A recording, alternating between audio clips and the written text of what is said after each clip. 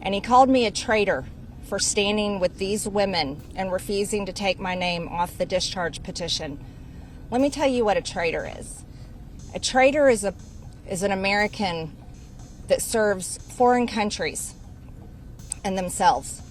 A patriot is an American that serves the United States of America and Americans like the women standing behind me. We fought the president, the attorney general, the FBI director, the Speaker of the House, and the vice president to get this win. One of the most horrific and disgusting corruption scandals in our country's history. You had Jeffrey Epstein, who literally set up an island of rape, a rape island.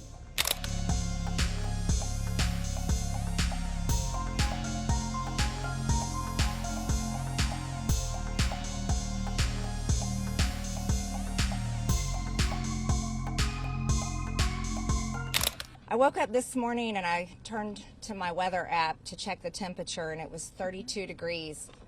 And my first thought was, hell has froze over.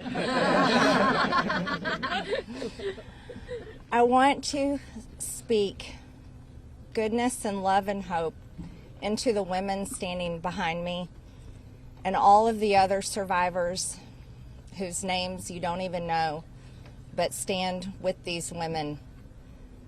They are survivors, and they are strong, and they are courageous, and they are daughters of God. They are not victims. These women have fought the most horrific fight that no woman should have to fight, and they did it by banding together and never giving up. And that's what we did by fighting so hard against the most powerful people in the world, even the President of the United States, in order to make this vote happen today. I was called a traitor by a man that I fought for 6 years for. And I gave him my loyalty for free. I won my first election without his endorsement, beating 8 men in a primary. And I've never owed him anything, but I fought for him for the policies and for America first. And he called me a traitor for standing with these women and refusing to take my name off the discharge petition. Let me tell you what a traitor is. A traitor is an American that serves foreign countries and themselves. A patriot is an American that serves the United States of America and Americans like the women standing behind me. And I want to tell you that this only became possible today because the American people, whom we serve as representatives here in Congress, demanded that this vote happen, and they put more pressure on every single elected politician in this city than has ever been put on them. And today you are going to see probably a unanimous vote in the House to release the Epstein Files. But the real fight will happen after that. While I want to see every single name released so that these women don't have to live in fear and intimidation, which is something I've had a small taste of in just the past few days, just a small taste. They've been living it for years. But the real test will be, will the Department of Justice release the files? Or will it all remain tied up in investigations? Will the CIA release the files? Will a judge in New York release the information?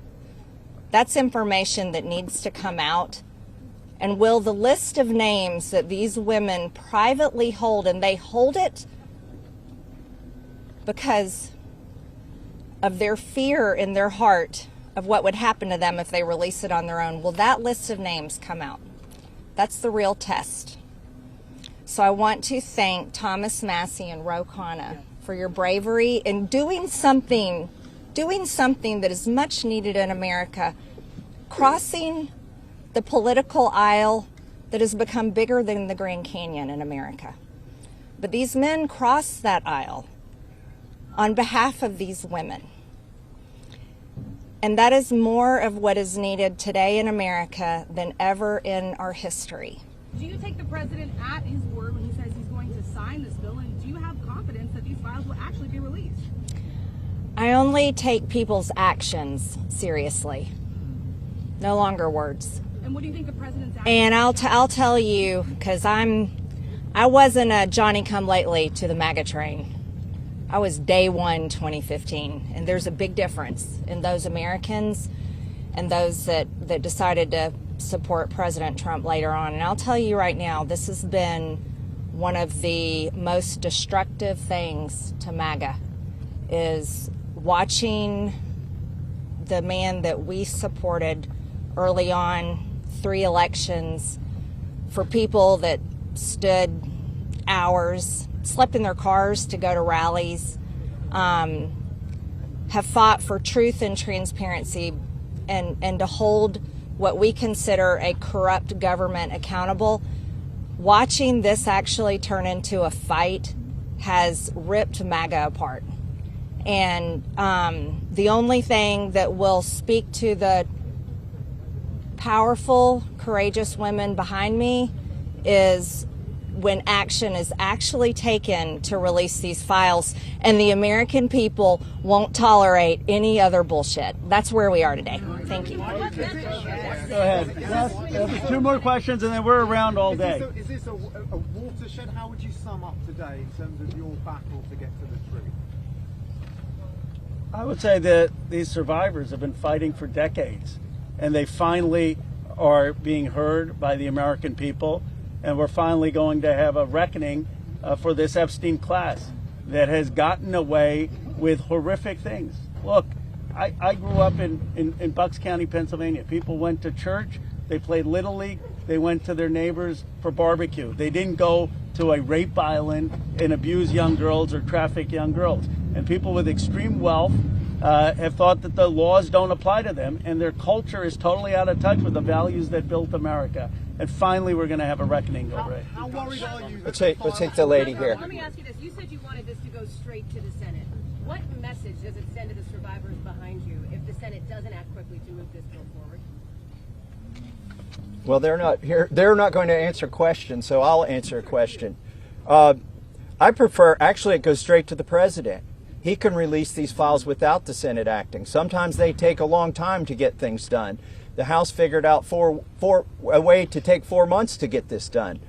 I think it's disrespectful to the survivors if they delay this. There's nothing more important than cleaning out the rot in this country. And this is rot, and it's not a partisan issue.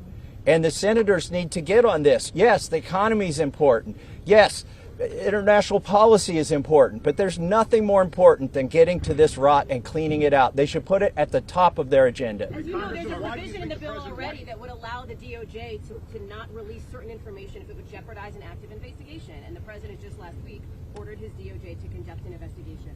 What makes you think you would actually, if this bill passes, see these files? If the public would see them? There are 1,000 survivors. They can't open enough investigations to cover up everything that's in these files.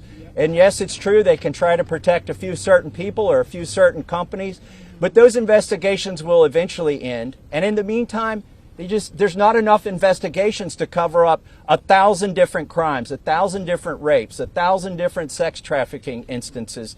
And this is not a moot point, even though they are doing that. And once this bill is signed into law, any career official at the DOJ or the FBI who does not comply with the law is at legal risk. It's no longer just up to the president. Look, we could have passed a simple resolution here in the House, and that would have been the end of it. Instead, we chose a very hard path, which is to get legislation, a law passed, which means it has to go to the House, the Senate, and be presented to the president. And that will have the force of law. They will be breaking the law if they do not release these files. Thank you very much. Last question, and then. Why do you think he has fought so hard? If he could do it now, why hasn't he done it now? I believe he's trying to protect friends and donors. And by the way, these aren't necessarily Republicans. Once you get to $1 billion, you transcend parties. You just assume you can pay off whatever party is in charge of the White House, whatever party is in charge of the House of Representatives. And this is about those kinds of people. I think he's been trying to protect them. And I think it also incriminates our own government. This is a complete and total failure of the justice system, as the survivors have witnessed here today to us. It incriminates the FBI. It incriminates our intelligence agencies. It incriminates police departments in West Palm Beach. And that's what has been protected by this, either willfully or unknowingly, and it's time to end it. And I would agree with Representative Marjorie Taylor Greene that what matters now is just the action. I don't speculate on what politicians' motives are or what's in their heart. The point is the American people have spoken, Congress has spoken, release the files. It's time for justice. Thank you very much. Thank you. Yes.